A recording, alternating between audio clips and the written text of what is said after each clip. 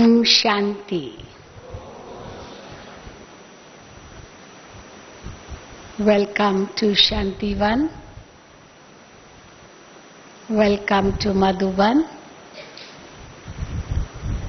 Some of you may have arrived just this morning, and some of you have come yesterday, day before yesterday. Some must have come from Mount Abu, Pandav Bhavan, Gyan Sarovar. Some must be first-timers. All the first-timers, raise your hand. Okay. So, special welcome to the first-timers. Of course, welcome to everyone. Yes, we should clap for the first-timers who have come to meet Baba in this unlimited Shantivan for the first time in this Kalpa. Even though some of you have come first time, but I'm sure as you have heard many stories of the Yajna of Gyan Sarovar, Pandav Bhavan, Shantivan, it may not be new for you. It may not be also new for you to hear my voice, because you must be hearing my voice along with Bap Dada's voice when Bap Dada comes and speaks the Murli. Many tell me you are the Master's voice, Baba the Master.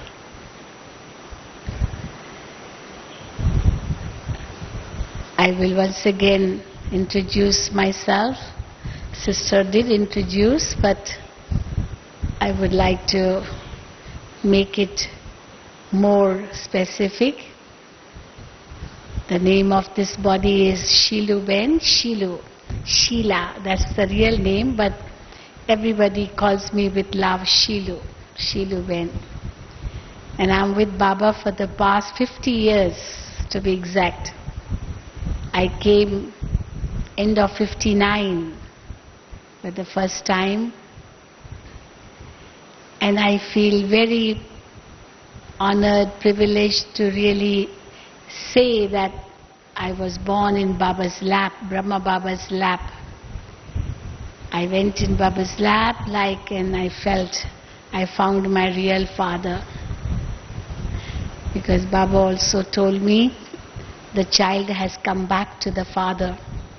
At that time this body was only 11, 12 years old. Continued my studies, finished my graduation in science in 1969 after Baba became Avyak, but then decided to dedicate my life to Baba's service, and immediately in 69 I dedicated my life to Baba and traveled in many parts of India. Then also went to Africa, Mauritius. But then since 1976, I'm living in Madhuban. So that is nearly 33 years I'm in Madhuban. And living in Madhuban, I do travel a lot. Visited nearly 70 countries. Who has seen me in their country? Nearly this year also traveled to Southeast Asia. Last year traveled to the Caribbean. And keep going. But I live most of the time in Pandav Bhavan, and therefore when I come to Shantivan, I come here and then go back to Pandav Bhavan. And of course those who have come for the first time will definitely come to Pandav Bhavan after meeting Bap Dada here. So this morning I'm going to speak on a very interesting subject according to Baba's blessing of today in the Murli. Overcoming fear through the power of truth. To understand this topic, we will first of all understand the meaning of truth. What is truth? Secondly, we will understand how truth is a great power. It's not just a virtue, but it is a very great power. And thirdly, we will understand how we can overcome fear through this power of truth. Because fear is a very, very negative quality of the soul. It is a very negative emotion of the soul. It is a weakness of the soul. It is against the conscience of the real consciousness of the soul. And therefore, if there is fear of anything, it is actually making the soul weaker, not stronger. And therefore, how with the power of truth we can overcome this fear. So first of all, let us understand what truth means. We say God is truth. This is a saying in every religion. God is truth. And some of the people don't even mind saying that truth is God. They have combined truth with God. That means so powerful this word truth is. Truth and God are alike. But what does truth mean? If we see in different ways, truth is sometimes understood in different ways too. If you want to understand what truth is in science, science will tell you truth means what you can see, what you can measure, what you can visualize, what you can change, all that is truth. They say seeing is believing. You want to believe only that what you can see, and if you can't see, you can't measure, you don't want to believe. But then when we say God is truth, it will contradict this meaning of truth. Because you can't see God, you can't measure God, and therefore how will God be understood? And how will you call it the truth? Because if only seeing is believing, you want to believe only what you can see, and you want to accept only that as truth. You know, there are many jokes on this, interesting jokes. There was an atheist professor who wanted to prove to his students that God does not exist. So he went on to speak in the classroom. He picked up a chalk and said, "Can you see this?" Everyone said, "Yes." "What is it?" "It's a chalk." So that means it exists. You believe in it because it exists, you can see it. Then he picked up a duster and said, "Can you see this? What is this?" "It's a duster." "Okay, you believe it because you can see it." In this way he went on to speak out all the different things he could see in the classroom. The blackboard, the chair, the table, the fan, everything. So you can see all that, and therefore it is a truth. It exists, you believe it. You can see it. And then he asked again, very different question. Okay? Whatever you see, you accept it, you believe it, okay, it's the truth. But can you see God? Everybody was stunned for a minute. How can you see God? So they say, no, you can't see God. Well, he said, then if you can't see God, why should you believe in Him? If you can't see something, then no need to believe. That means he wanted to prove that God does not exist.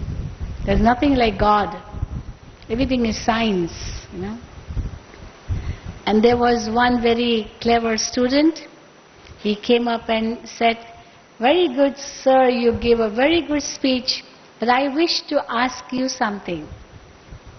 I want to know, but before I ask you, let me ask my friends, the students.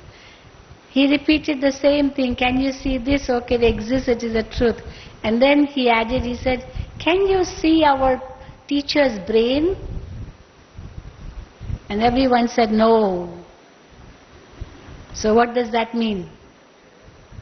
You can't see the brain. The brain is right inside the skull, no? You can't see it like that, with these naked eyes in this way. Of course, you can maybe see it in a laboratory, in a glass case, but then when you can't see your teacher's brain like that, you can only see the head but not the brain. So when everybody said, no, you can't see the brain, then what did the student say? He said, that means the brain of our sir does not exist.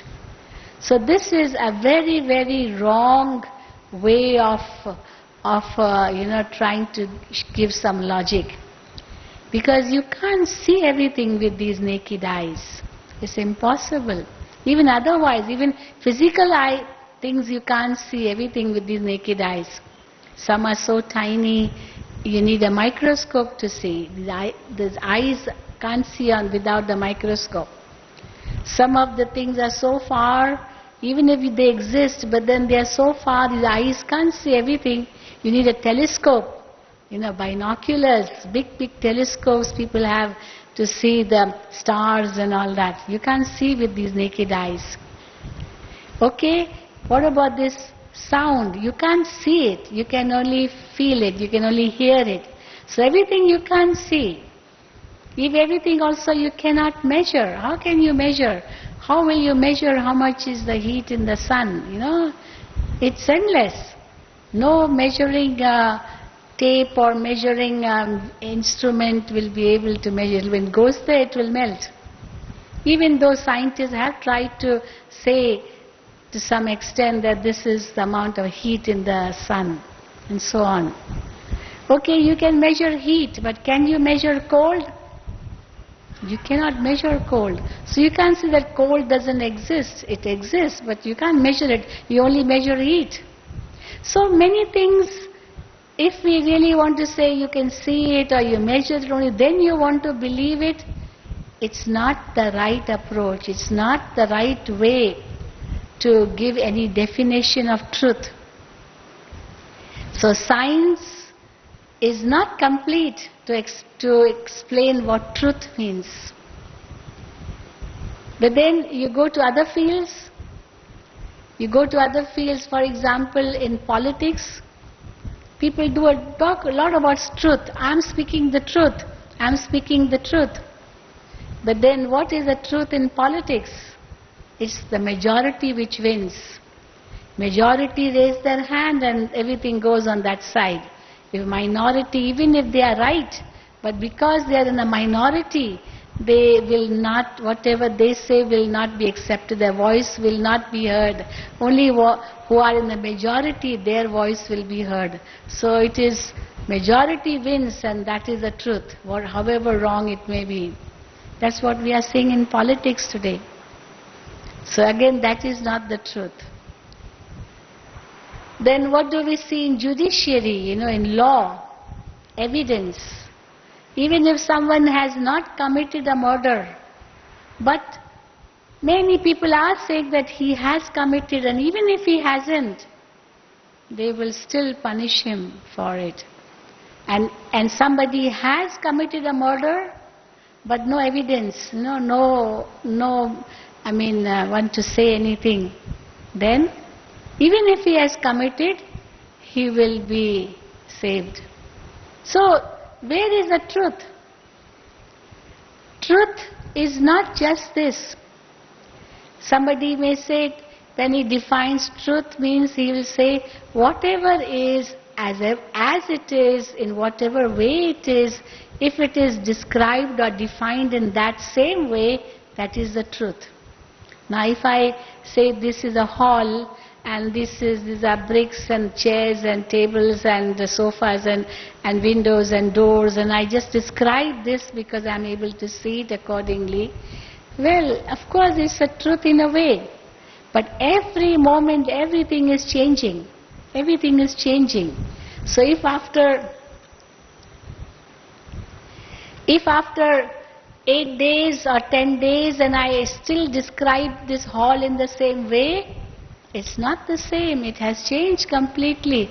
This decoration which I see today wasn't there some 15 days ago. It will not remain after a few days. It will be all taken out. Even this wall, some change has happened. So nothing is constant in this world. That is what they say in this world. Everything is changing. Everything changes. Only thing that is constant is change. That's what they say in management. That's the only thing which is constant, change. Otherwise everything is changing. So if everything is changing, how can you call that the truth? Truth is something which is not changing. If something is changing, it's not called truth. For example, if somebody is telling a lie, now in order to prove that lie, he has to tell so many more lies, in order to prove that lie, because he is hiding one truth. And because he has told a lie and he has hidden one truth, in order to prove it, he will tell many more lies, which are really not, which have never really happened, because he is lying right from the beginning. But he wants to prove that lie. So naturally he will tell more lies and more lies and more lies. And ultimately his last lie will be quite different from his first lie. For example, somebody steals something. And if he's asked, did you steal? He'll say, no, I did not. Then, were you present in that hall? No, I wasn't. And actually he was. So he can keep on telling lies and lies and lies, and ultimately, and he's caught because somebody did see him in that hall, all that. So we can say that lies do not have any ground.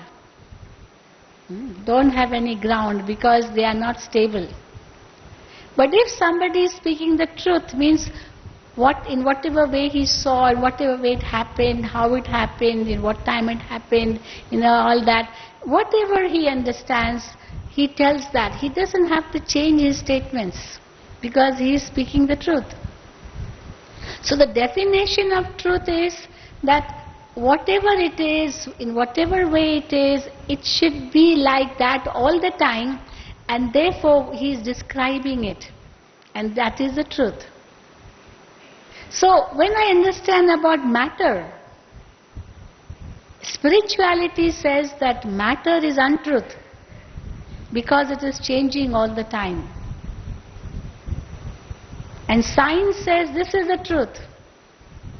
So big contradiction between science and spirituality. Spirituality says whatever is changing is all untruth. In matter everything is changing. This physical body is changing. It was a baby, it grew up, became a child, an adult, old age. So it's changing. Your photograph which was taken out maybe 10, 20 years ago will not be valid in your passport or your identity card now. You need a very fresh photo because your face has changed. It's not the same what it was 20 years ago. Now that photograph which you took out 20 years ago is only good for your album, that's all, not for your identity card. It's not to be given to anybody, it's not worth it. And therefore everything is changing, and therefore spirituality says that whatever is changing is untruth. Whatever is unchanging, whatever is eternal, whatever is imperishable, that is the truth. I tell you a very interesting story on this. What the story is that the Baba talks about King Janak. King Janak was a very great king, but he was like a saint, a kingly saint, a saintly king, whatever you may say. He had a big kingdom, but then like a renunciate, And the story goes that one day he had a dream. In that dream he saw someone, attacking his kingdom and conquering his capital. And King Janak is taken a prisoner, and he is brought in front of that king who conquered his kingdom. And that king asked the King Janak, well, now you are no longer the king of this kingdom, I am the king. So in what way should I behave with you? Because you are no longer the king. What should I do with you now? What do you want to do after this? So King Janak, in the dream, he said to that king, okay, never mind, I don't want this kingdom, you may have it. I'm actually like a hermit myself, like a sannyasi, a recluse, I don't need it. Okay, you just send somebody with me so that I can go to a forest and do some tapasya, some intense meditation. I don't want this kingdom. So that king said, okay, you go. And then that king sent a soldier and told him to take that king on a horse to the forest and jungle so that he could be a recluse and live like a sannyasi. But on the way he felt a little bit hungry. All this is he saying in a dream. He felt hungry. And he asked the soldier, I don't know where I'll get food. Do you have any food to eat so that I may eat little bit? Because I have to look for food. How can I find food? So that soldier felt sorry for him, and he had some bread with him. And he said, okay, you can take a share from my food. Doesn't matter, it's okay, you take it. So that King Janak, he took that bread, and as he was about to put it in his mouth, he brought it to his mouth, a big eagle came from the sky. It came with so much force that it just, hit the hand of the king and tried to grab that loaf of bread. Now as the eagle hit the hand of the king, immediately at that moment the king got up. He looked around, he said, where am I? Actually he was in his bed, in his beautiful palace. Neither had he been attacked, nor was his kingdom lost, nor was he going to the forest, nor was he hungry. It was all only in a dream. And so he asked his guru, his teacher, his guru who used to guide him. He asked him, what is the truth? Was that dream the truth? Or is this beautiful palace in which I am living the truth? What is the truth? What is the truth? So that guru gave him a very good knowledge. He said, well, neither was the dream the truth, nor what you see around you is the truth. Both are not truth. So the king was surprised. Both are not truth. Is it this truth? The guru said, no, this is not the truth too, because it is changing. Today the palace is very beautiful, very new. After 100 years the palace will become old. It won't be the same. Your bed will not be the same. It will change. Everything will change. So whatever is changing is untruth. So and the dream which you saw was also untruth. So neither was the dream the truth, nor is this what you are seeing the truth. Then he asked, what is the truth? So the answer was, the one who experiences both, Who experienced that dream? Who is the experiencer? The one who experienced the dream and the one who is experiencing all this is the truth. But what the experience that one had is not the truth. Because it will change. There will be more experiences of whatever he is experiencing. Then who is the experiencer? Then came the knowledge of the soul. The soul is the one which experiences. And therefore the knowledge of the soul was that the soul is truth. Because the soul is unchanging. The soul is eternal, immortal, imperishable, indivisible, invisible. The soul cannot be cut with any knife or sword. It cannot be made wet with water. It cannot be made dry with air. It cannot burn in fire. So the five elements cannot change the constitution of the soul, because soul is not made of matter. Anything which is made of matter can be changed by matter. Water can change into vapor with fire. So the form is changed. Anything put in water, it swells because the water enters that like a log of wood. If you put in water, the log of wood will swell.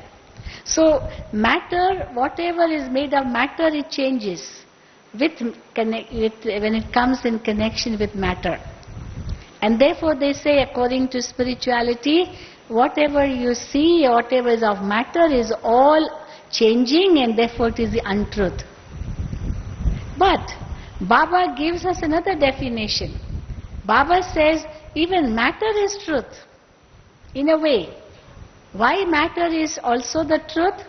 In one way it is untruth because it is changing, but in the other way it is the truth because even though it is changing, it is eternal. Matter can neither be created nor destroyed. As matter cannot be created or destroyed, but it can only change its form from one to the other, but total sum remains the same.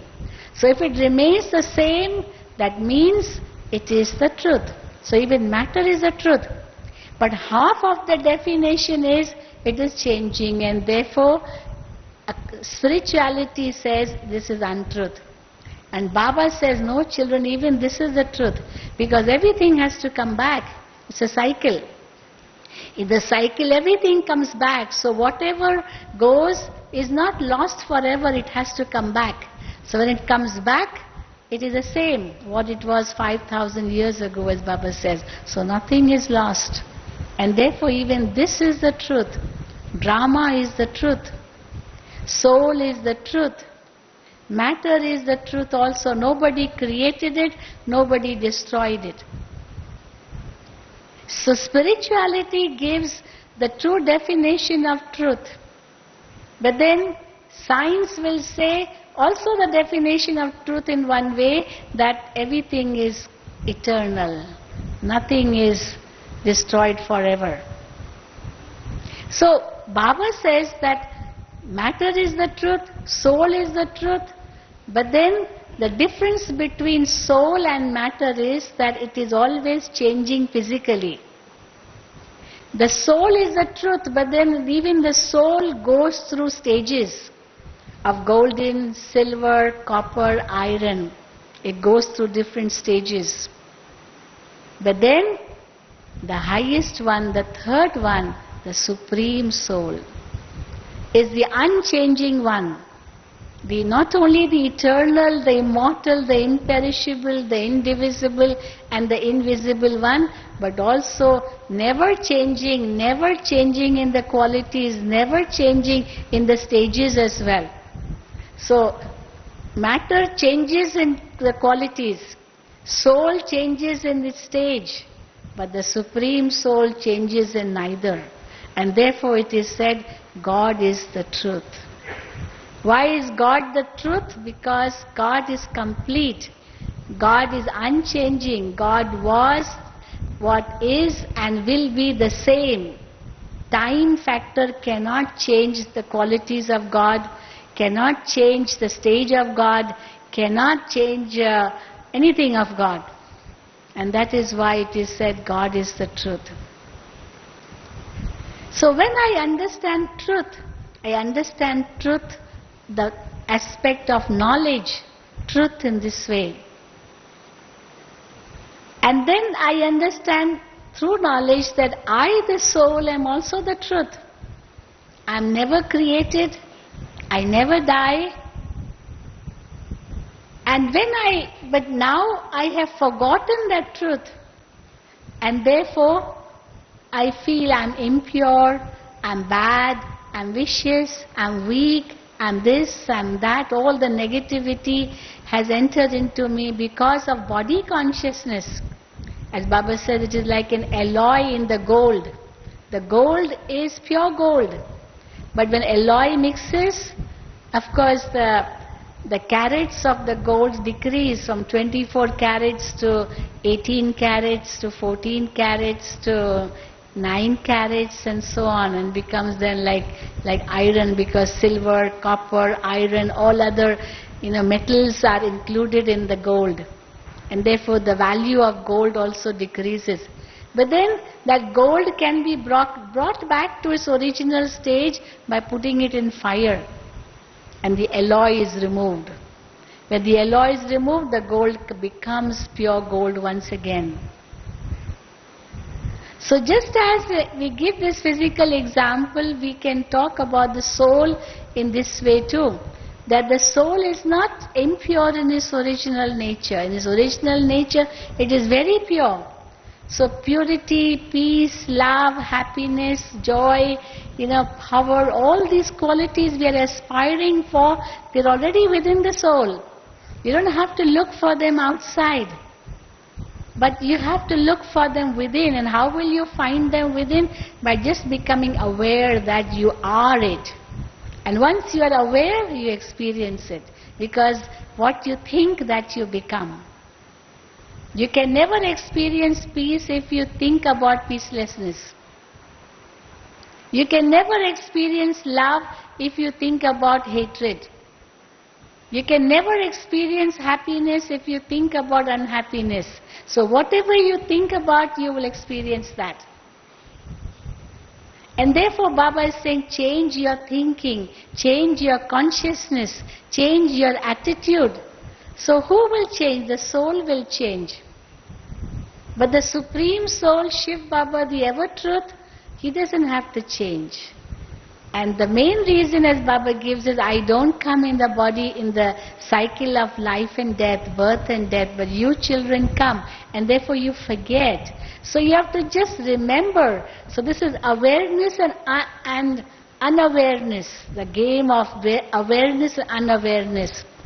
So when we become unaware, we forget our original qualities. And then when the awareness comes, we again realize our qualities. It is already there within us. But the Supreme Soul doesn't forget that awareness, so he doesn't lose that awareness. Because if Baba says, if even God would lose, then who would remind God? There's a need of someone who is beyond the cycle to give this reminder. And therefore Shiv Baba is beyond the cycle. But in a way all the three are the truth. But the game is between two, soul and matter. When soul is the master over matter, then matter becomes subservient and serves the soul and gives it happiness. One is happiness within the soul and the other is happiness coming from nature. And when the soul forgets that it is a soul, becomes body conscious because of coming in the cycle, the unawareness makes it lose its own happiness within, and also nature starts giving sorrow. So there's double unhappiness. My own unhappiness in my thoughts and unhappiness coming from nature. And therefore, this unhappiness grows till the climax comes at the end of Kali Yuga, when Baba has to come and remind his children again, my dear children, Who are you? You are a happy soul, a peaceful soul, you are a blissful soul. And when the soul begins to think of this, what we call as meditation, and connects with the source of all these qualities, then we get it back, just like a rechargeable battery getting its charge back through the charger from the powerhouse. That's what we say is meditation. So how do we understand the truth? We understand the truth in this way, that I am the truth because I am eternal. I never die. I was never born. I existed even before the body came into existence, and I will continue to exist even after the body perishes. It's such a great truth. And once I realize this, the biggest fear which I can overcome is the fear of death. Today in this world, we can make a long list of different types of fears. So many fears. Fear from, even darkness gives fear, a cockroach gives fear, a spider gives fear, a rat gives fear, an insect gives fear. Oh my God, an insect, a mosquito. Immediately I'm so frightened. Everything gives fear. Somebody tells me something and I'm afraid of that person. I'm afraid to have to do this. I'm afraid to go there. I'm afraid, afraid in every step. At every step, in every aspect, the fear is, oh my God, I don't know what will happen. So the fear because of the ignorance of the self. Also the fear because I've forgotten the Father. And therefore Baba says, always remember the Father's hand of protection above you. Never, never forget Baba. That's the hand of protection above you. Even if a child is frightened, for example, but if he's holding his father's hand, he will be able to overcome the fear in a second. Because his father is a strong one. If something happens to him, the father is there to protect him. But if by chance his hand, comes away from the father's hand and he's all by himself, the fear mounts because he's alone. And once he finds his father, immediately the fear goes because now he found his father. There's someone above him, someone greater than him, someone stronger than him to be supporting him all the time. So one is I overcome my fear. The greatest fear someone can have is the fear of death. And I overcome this fear by experiencing myself to be the eternal truth, the eternal self, and therefore I am the truth. The second fear is when somebody is lonely, the fear comes, oh, I'm lonely. What if something happens? And this is why Baba says, never feel lonely, never. Solitude is beautiful, but loneliness is not a very good word. And Brahmins should never feel lonely because we are always in Baba's company. Baba is with us. Baba says, make me your companion. Be in my company. First Baba says, be in my company, make me your companion. And then sometimes Baba says, make me combined with you. Why do you separate me from you? When something is combined, it can never be separated. You must have heard many examples. There was an example of two Iranian sisters who were joined with through the head. There was only one artery or vein through the head, and therefore they were joined through the head. The bodies were different, but the head were together. And they couldn't be separated even if they wanted to be. The doctor said it's very risky, very risky. But they were so fed up. For 25 years they couldn't separate themselves. If one had to go to the toilet, the other also had to go with him, with her, If one wanted to go somewhere, the other had to go with the other one. One wanted to become a barrister, a lawyer, the other one wanted to become a journalist. They had different desires, but then they could not separate, so they had to be together. Even if it was against their wish, they couldn't separate. And ultimately, I don't know if you know the story, that they searched for a doctor who could separate them, Okay, one doctor did take the risk. I think it was in Singapore. They were from Iran. And when the doctor said, I will only take a risk, I can't promise you. And he took signature from them that if you all die, it's not my reason. So they took the risk and signed, but we want to be separated. And ultimately what happened? Very soon after the operation, both of them died. You know this story, no? Don't know this story? Who knows this story? Many know it. It was such a big news in the newspapers a few years ago. They didn't want to be together because they had different desires, everything different. They could not separate. One wanted to sleep, but the other one didn't want to sleep. But they had to sleep because one wanted to sleep, even if the other one did not want to sleep. So they were so fed up. But then if you combine yourself with Baba, you will never be fed up. Baba will obey you. Okay, yes child. Baba will guide you also, what is good for you, what is not good for you. So, to be combined with Baba means never to feel lonely. Baba is always there.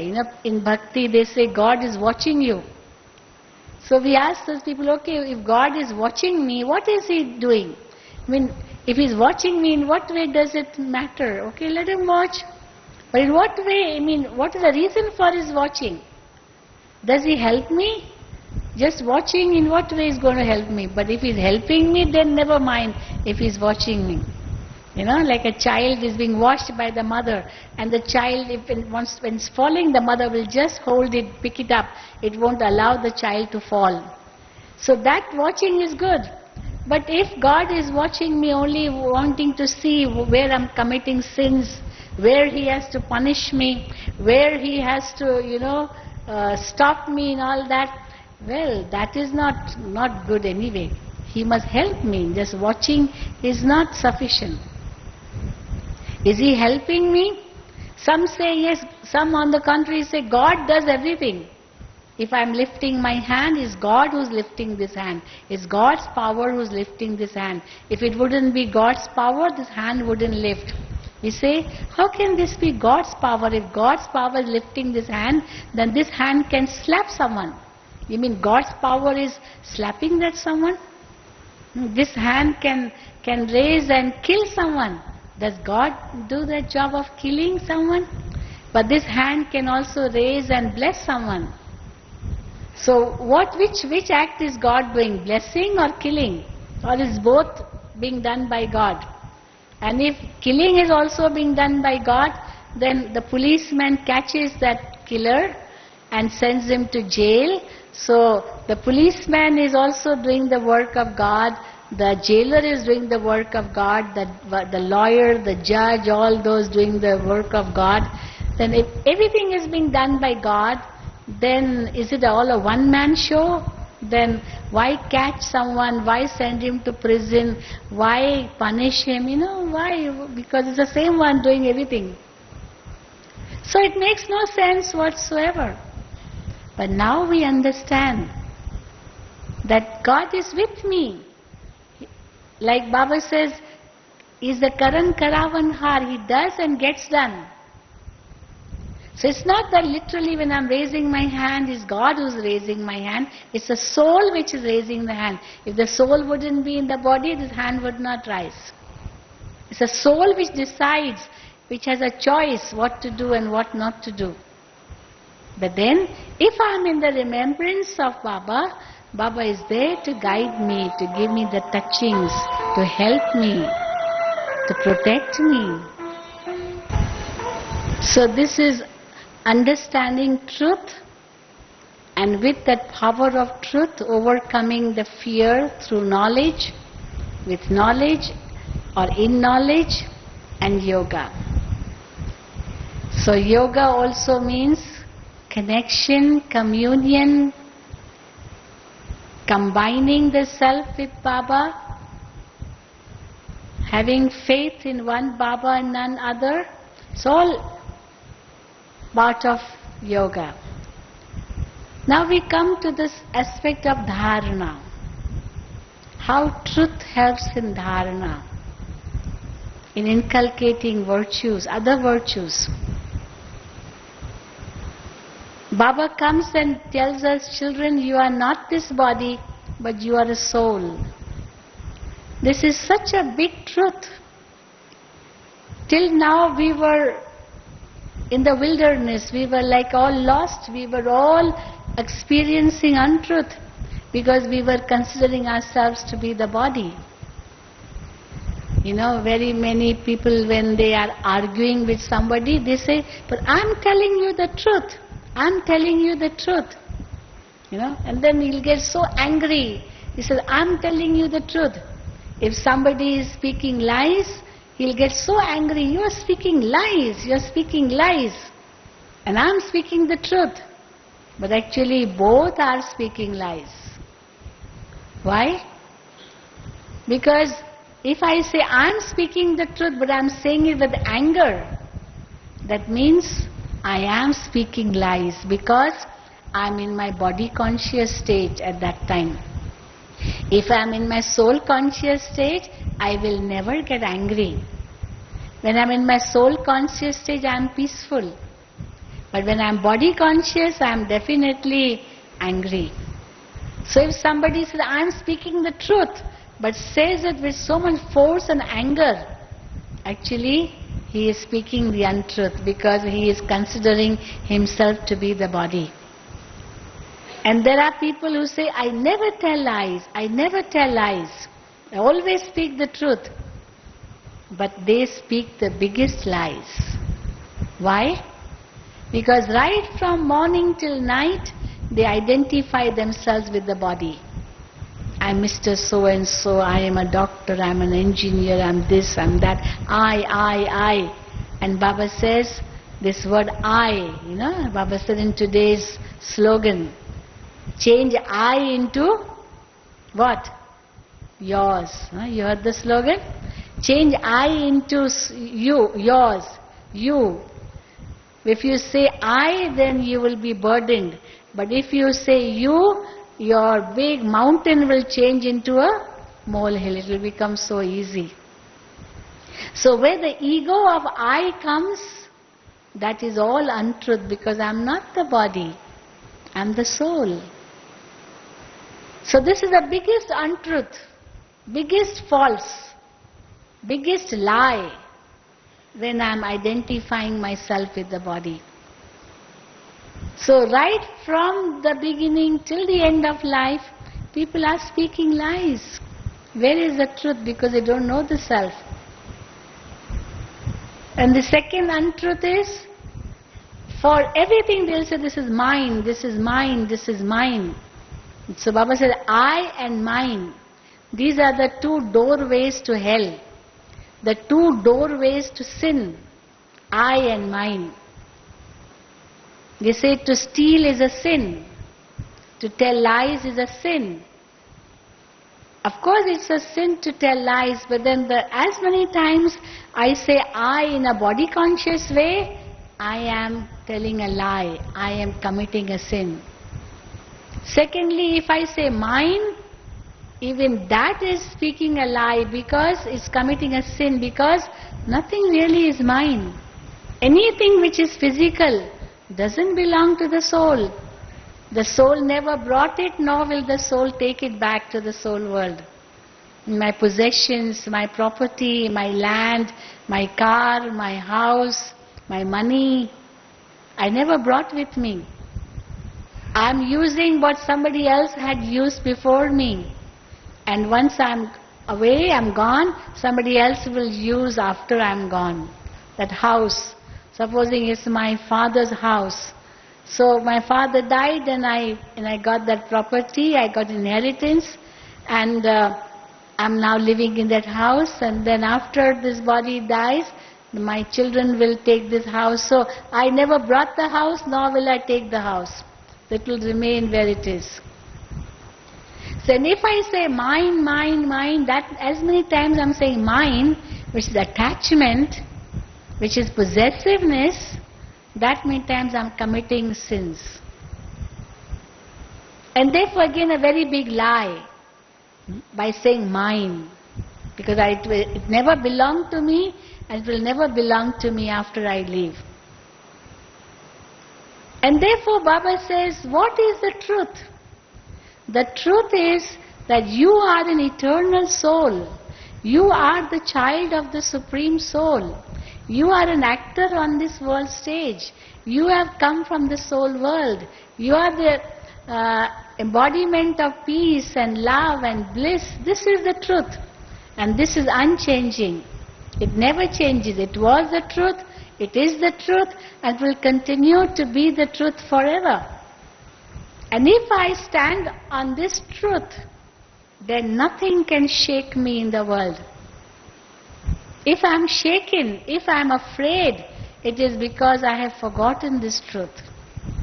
Because fear is usually because of desires, because of some impurity, some vice inside, some negativity inside, something which is against my conscience, immediately that will lead me to fear. And that's why there's a very beautiful saying, the one who is speaking the truth keeps dancing. He need not fear at all. There's no need to fear. Why no need to fear? Because that soul is able to be aware of its true self. So why fear? The fear comes when I'm not aware of my true self. When I've done something against my conscience, immediately the fear will come. Even when you're trying to do something against your conscience, the fear will come immediately. It will come immediately. You get angry, immediately afterwards of some time, the fear will come, oh, I got angry, now what will happen? I don't know what reaction will happen after I've said this or done this. But if you had been quiet, calm, cool, peaceful, loving, you would not worry about the consequences. Because you would know you are on the path of truth. You haven't done anything wrong. So internally you are so convinced, you are so peaceful, you are so determined, you are so strong that you need not worry at all. So there is no question of fear at all. You know, some people say that truth is bitter. You know why they say truth is bitter? Because if something has happened and I tell someone about it, he will feel bad, or maybe he will not like it because I've told the truth to him. But then why should truth be bitter? Even if you want to tell something which he might not like it, but if you say it in a loving manner, he will like it. Supposing someone does something wrong, he says, oh, you're so stupid, you're so silly, what is this, what have you done? Now he'll say, okay, I'm sorry I did this wrong, but why do you have to call me stupid and silly and all the bad words? You could have said it with love. Oh dear, you did this, this, you could say in a very peaceful manner also, very loving manner also. Why do you have to be so harsh to say that? Even though you're speaking the truth. But to speak the truth in a harsh way, in an angry way, is also like speaking the untruth, because that's not your true nature. Some people, they complain that I got angry with him because he spoke lies. Why did he speak lies? That's why I got so angry with him. And he's speaking lies in front of me. He doesn't know who I am. Now what does that indicate? Okay, he spoke the lies, he committed a wrong act, but why do you have to get angry for that? If speaking lies is something wrong, then even getting angry is wrong. It's not that he's wrong and you are right if you're getting angry. By becoming angry, you're not going to correct him. He will never correct himself if you're angry with him. And that is why we say only love can change. Anger can never change. If even anger does change someone, it will happen very temporarily. He will resolve back to his own original, his own ways in which he was before. He did it because of your fear only. So don't make anyone frightened of you. Very often, supposing the teacher is teaching someone and she tells the students, children, don't be frightened. Whatever you have, say it. Don't be afraid. Even the father will tell his child, don't be afraid. Whatever you want to say it. So, no parent, no teacher will want the children to be frightened of them. Many people, they're afraid to come to Dadi Janki. They're afraid, oh, Dadi may scold me. Dadi may do this to me. Dadi may, say something, which because I've done something wrong. And therefore they don't want to face Dadi. And Dadi says, why are you afraid? I'm not going to do anything to you. Why are you afraid of coming to me? You must come to me. But Dadi, we think you are very busy and therefore we don't come to that. I say, I'm never busy. I'm always easy. I'm never busy. But some are afraid because there is something which is piercing their heart, which is against their conscience, and therefore they're afraid. So fear comes because I'm going against my conscience. Because every soul in its original nature is truth. Truth is the greatest quality of the soul. It's not just God is truth, but even the soul is truth. But why it has become untruth today? Because the soul has forgotten itself. And therefore Baba reminds us of who we are. And when we are able to reach our original stage, we are able to realize this truth, or we become fearless because I have realized the truth about myself. And in today's blessing, Baba said very beautifully, when you are serving someone, so dharana and then seva, serving.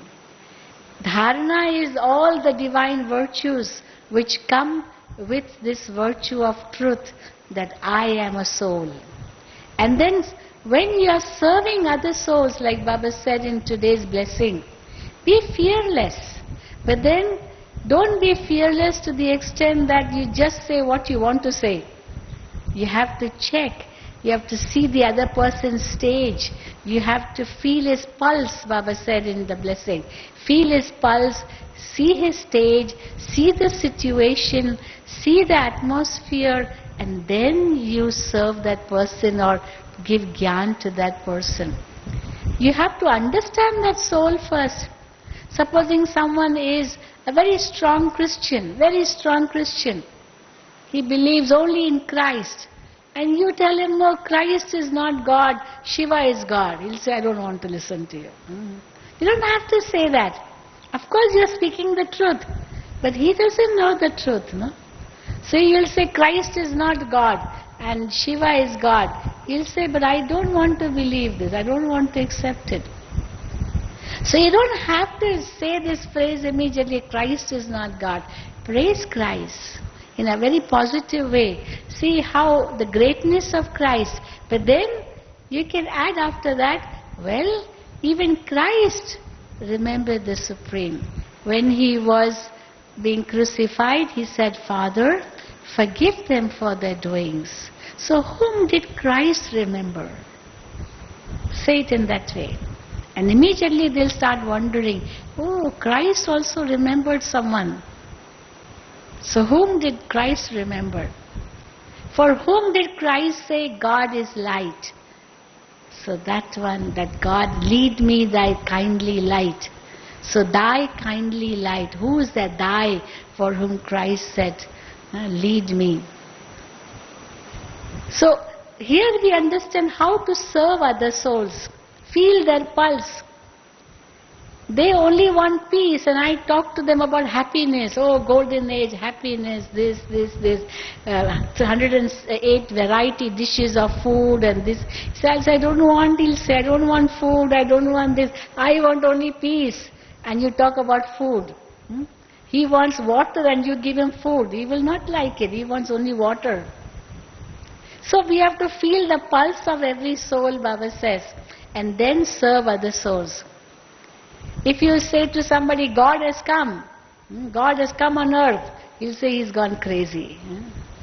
I don't know how many of you, when you were coming from your countries, did you tell your family members, your friends, your colleagues, whoever at your workplace or anywhere, that when they would have asked you, why are you going to India?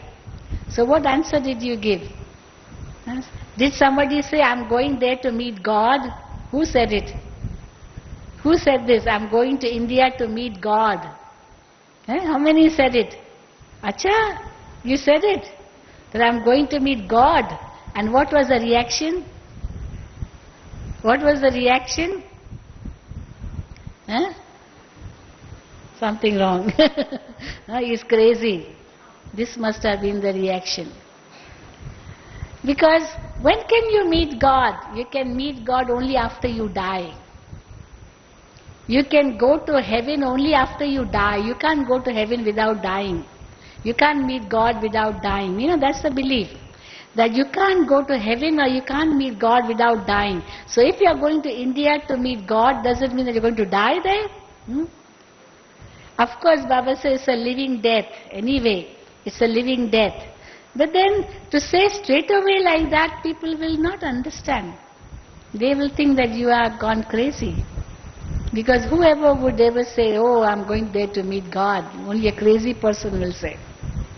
But then you can say that you can talk about the present situation of the world, how the world today is in such a chaotic state, how now is time for transformation. Say in an indirect way, that how the acts of God are going on for the past 73 years of transformation of the world and this and that. And then he should or she should show interest and say, really? Where is this work going on? How is it work going on? How can I experience it? Let them be interested. But if you say, God has come and I'm going to India and I'm going to meet God and the world is going to be destroyed, people will say he's crazy. So that's not the way to serve souls. In India also we see some are devotees of Krishna, some are devotees of Rama, Ganesh, Hanuman, gods and goddesses. They are such strong devotees of them. And if we tell those strong devotees, for example, devotee of Krishna, that Krishna is not God, Shiva is God, he will not want to believe. He will not want to listen to your gyan. He will say, no, my God is Krishna. I want to worship only Krishna. But you can explain in an indirect way that how Krishna also remembered Shiva. There are many stories in the scriptures about Krishna when he wanted to kill a devil. There's a story in Diwali time, the story of Narkasur, the devil of Nark, of hell. How Krishna killed him. And how he killed him, first he went to the temple of Shiva, first he worshipped Shiva. He remembered Shiva. Only then he got the strength from Shiva to kill the devil, Narkasur. The same thing goes with Ram. That Ram wanted to, destroy Ravan. But then he was advised, he said, you cannot destroy Ravan without taking power from Shiva. Because only through Shiva, the power which you receive will help you to destroy Ravan. Because Ravan also has got the power of Shiva. That's the story. So take power from Shiva, only then you'll be able to kill Ravan. So we tell these stories. Somebody says Hanuman is God. Hanuman is my God, But then we explain to them that Hanuman was like a devotee of Ram. Hanuman took power from Ram. And Ram took power from Shiva. So who is the highest? The one who does not have to take power from anybody else. So that highest one is the Supreme One. So if you explain in this positive way, then they will accept. But if you say straight away, Christ not God, Krishna not God, Rama not God, only Shiva God, so okay, you keep your knowledge with you, we don't want it. So we have to explain in a very, very indirect way. First find out what that person wants, like Baba said in today's Murli. Feel his pulse. What is he here for? And therefore Baba often says in the Murlis, you must get a form filled from them. What is your purpose of visit? Why have you come here? What do you wish to get? So if he says, I've come here for peace, okay, tell him about peace. Tell him how you can achieve peace. Peace is the innate quality of the self. Peace is in the soul world. So how you can experience peace, give him the experience of peace, and then see anything further. And that is what Baba says in the Murlis. If you give them some experience on the basis of what they really want, then they become yours. They will surrender to you. Okay, I'm ready to listen to anything else. Because they have got the experience of what they really wanted. Then they are ready to listen to anything what you tell them. Because that first experience of peace which they have got will pave the way for other experiences.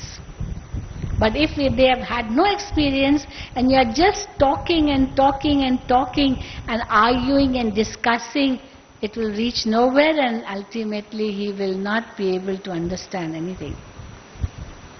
So this is what Baba says, feel the pulse, see the situation, that person, what he is in need of, and then you give.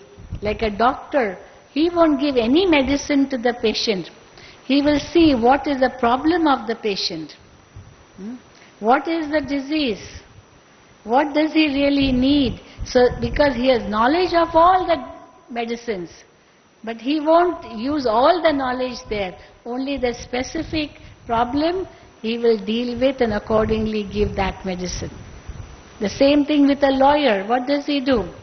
His client comes to him, tells him the problem, and he has to focus his thoughts only on that problem and the solution. That's all.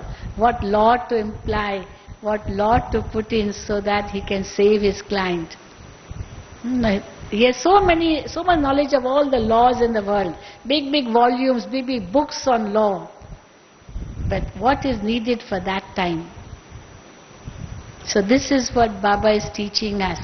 And when we understand truth in this way, truth in the knowledge, truth in meditation, truth in our dharana, truth in seva, and then we can become perfect. Then we can become equal to God. And then we will be able to overcome any type of fear in the world. But everything has to be done in a very systematic way, with that faith leading to fearlessness. Without faith, fearlessness will not come.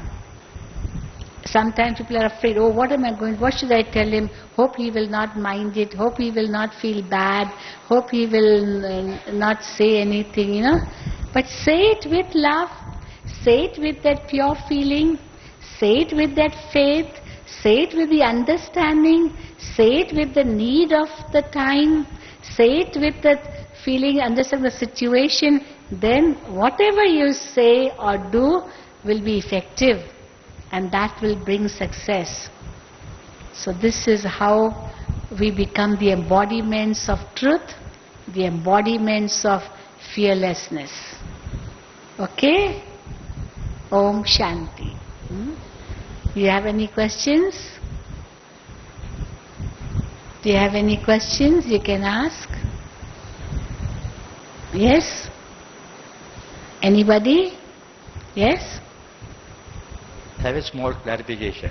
It is describing the new thing, but I tell you, is it correct to say that truth is Sukarma? Truth is? Sukarma. Shuddhatma. Sukarma? Shuddhatma means pure soul. Yeah. Yes. And untruth is Vikarma or Akarma? Huh? I am analyzing on this karma. Put the mic near your mouth and speak. I am analyzing on the law of karma.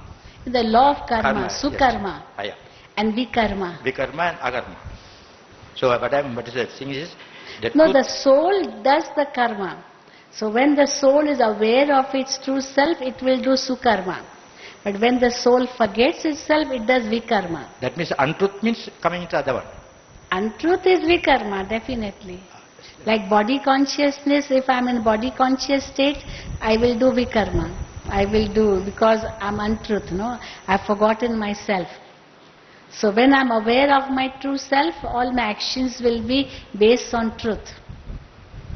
But when I've forgotten myself, all my actions will be based on untruth. Okay? Thank you, sister. Yeah. Anybody else? You can come forward. Take a mic. Yes? No questions? Ask. I would love to answer. No one? All happy? Satisfied? Okay. So we finish now. Thank you very much. You can write down, note down, discuss within amongst yourselves how to experience truth, how to be fearless. There's much more to say, but then time is up. We will finish now. Om Shanti.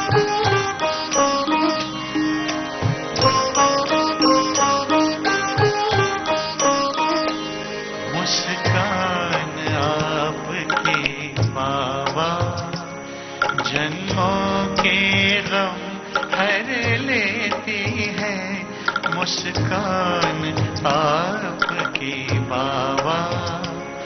जन्मों के गम हर लेती है, जैसे सूरज की आके किरण, जैसे सूरज की आके किरण अंधियार दूर कर देती है मुस्कान आपकी बाबा। जन्मों के गम हर लेती है मुस्कान आपकी बाबा।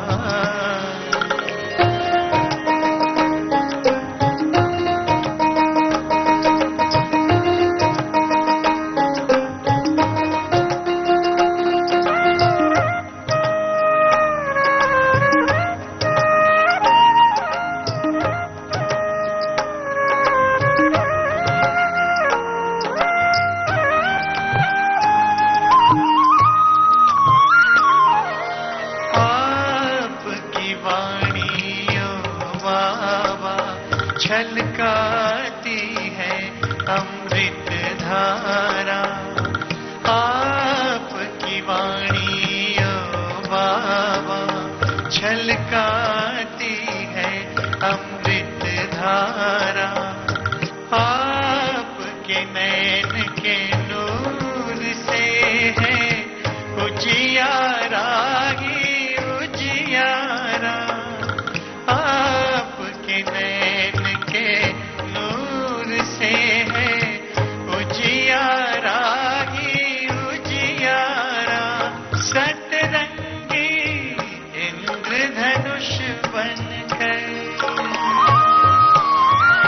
सतरंगी इंद्रधनुष बनकर ये मधुर याद भर देती है मुस्कान आपकी बाबा।